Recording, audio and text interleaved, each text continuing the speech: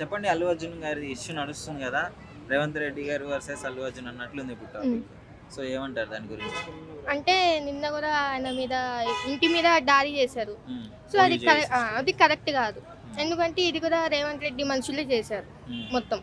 So ఇంట్లో పిల్లలు ఉండగా అలా అటాక్ చేయడం అసలు మంచి పద్ధతి కాదు. పాపం పిల్లల్ని కూడా వాళ్ళు తీసుకొని వెళ్ళిపోయారు. సో అలా వాళ్ళ ఇంటిని పగలగొట్టే రైట్స్ ఎవరికి లేదు. సో ఆయన ఎంత పెద్ద తప్పు ఏం చేయలేదు చెప్పాలంటే. కోర్టులో కేసు నడుస్తుండగా ఇలాంటివి జరగడం, వాళ్ళు సీఎం మనుషులు అని చెప్పేసి అని అంటున్నారు కదా. సో అవును. ఏంటి మరి? సీఎం మనుషులు ఎందుకంటే ఆయన కక్ష కట్టారు అల్లు అర్జున్ మీద. ఎందుకంటే ఆయన పేరు చెప్పలేదని అది ఒకటి మనసులో పెట్టుకున్నారు. సో పేరు చెప్పకుంటే ఇంత పెద్ద కేసు వేశారు. ఆ తర్వాత ఇప్పుడేమో మొత్తం తప్పు ఆయనదే ఉన్నట్టు ప్రూవ్ చేస్తా అంటున్నారు. సో అలా ఎందుకు చేస్తా అంటున్నారు? సో ఒక్కటి పాయింట్ చెప్పాలంటే ఆయన చాలా తప్పులు ఉన్నాయి రేవంత్ రెడ్డి. నేను కావాలంటే తీస్తా. ఎందుకంటే ఇప్పుడు ఆయన వల్ల చనిపోయిన వాళ్ళు ఇంకా చాలా మంది ఉన్నారు. ఈ ఆటో డ్రైవర్స్ ఎవరైతే ఉన్నారో వాళ్ళు సూసైడ్ చేసుకున్నారు. సో ఆయన వల్ల చనిపోయిన ఇంకా హైదరాబాద్లో కుటుంబాలు వాళ్ళు కూడా రోడ్లో పడ్డారు. ఆ తర్వాత ఇంకా సూసైడ్స్, మళ్ళీ ఫుడ్ పాయిజన్ ఒక కేసు. సో వీళ్ళందరినీ పట్టించుకోకుండా ఇవన్నీ చేయకుండా అల్లు అర్జున్ని ఎందుకు పట్టుకున్నారు అసలు? సో వీళ్ళని చూసుకునే దమ్ము ఆయనకుందా? ఆయన వల్ల చనిపోయిన కుటుంబాలు ఆయన అండంగా ఉంటారా? అసలు ఉండలేదు కదా. మరి ఎలా అలా మరి బాధపడ్డారు కదా అసెంబ్లీలో 1 hour స్పీచ్ ఇచ్చారు. ఇట్లా జరిగింది. అదంతా డ్రామా. అంటే ఆయన రాజకీయంగా వాడుకుంటున్నారు. సో ఫ్యామిలీకి సపోర్ట్ చేయాలంటే చెయ్యండి, తప్పు లేదు, కాదనట్లేదు. తప్పు లేకున్నా కూడా ఇది రాజకీయం పరంగా వాడుకుంటున్నారు ఆయన. అల్లు అర్జున్ గారు టాపిక్, ఈ టాపిక్ రాజకీయంగా వాడుకుంటున్నారు.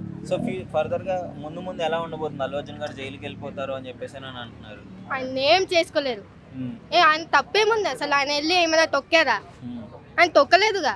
ఆయన తొక్కకుండా మొత్తం తప్పు ఆయన మీద వేస్తే ఎలా? పోలీసు వాళ్ళు కూడా అల్లు అర్జున్ గారి తప్పు అని చెప్పేసి. అదే మరి రేవంత్ రెడ్డి హ్యాండ్ ఓవర్ లో ఉన్నారు వీళ్ళంతా వాళ్ళ హ్యాండ్ ఓవర్ లో ఉన్నారు. అందుకే హ్యాండ్ ఓవర్ లో ఉన్నారు కాబట్టి ఇలా చెప్తున్నారు. ఇదంతా ఏం చేసుకోలేరు. అయితే ఇప్పుడు చెప్పాలనుకున్నా ఏంటంటే అరెస్ట్ చేయాలంటే రేవంత్ రెడ్డిని కూడా అరెస్ట్ చేయాలి. ఆయన వల్ల చనిపోయిన కుటుంబాలు వాళ్ళకి వాళ్ళేమి డబ్బులు ఇవ్వలేదే, ఎందుకు ఇవ్వలేదు?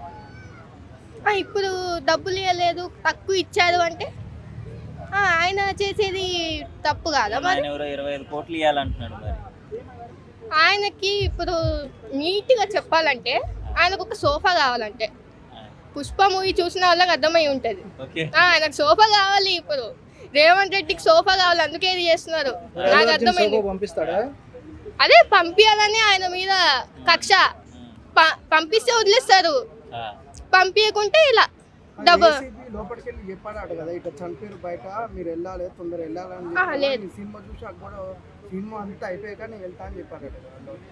అలా ఆయన చెప్పలేదు. ఎందుకంటే ఆయనకు తెలిసిందే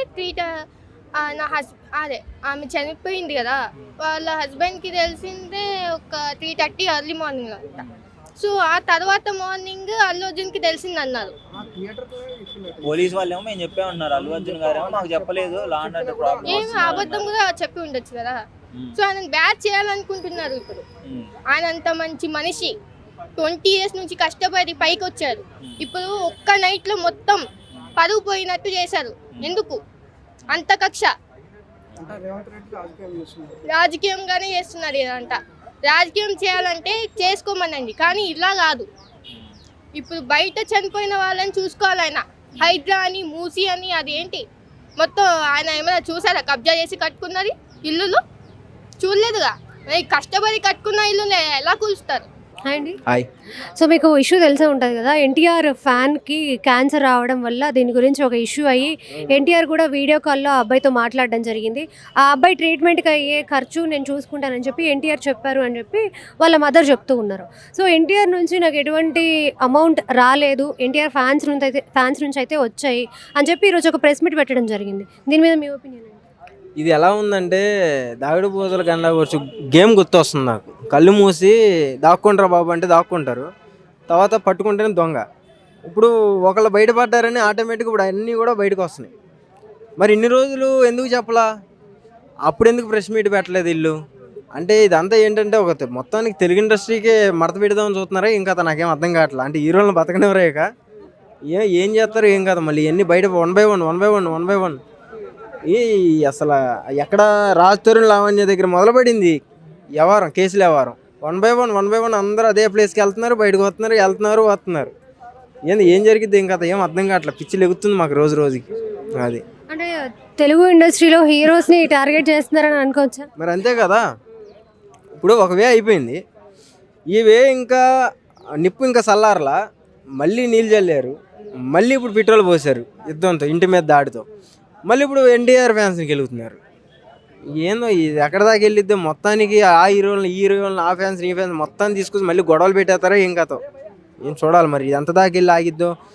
లాస్ట్ టైం మళ్ళీ గట్టిగా మాట్లాడుకుంటే మరి రేవంత్ రెడ్డి గారు సీఎం అవ్వకముందు ఇక్కడ మీటింగ్ పెట్టినప్పుడు అక్కడ 3 చనిపోయారు. మరి అప్పుడు మరి రేవంత్ రెడ్డి గారిని కూడా లోపల వేయాలిగా యాక్చువల్గా. మరి చంద్రబాబు గారి మీటింగ్లో కూడా పురుషురాలకి అమ్మవారి గుడి దగ్గర 23 మంది చనిపోయారు.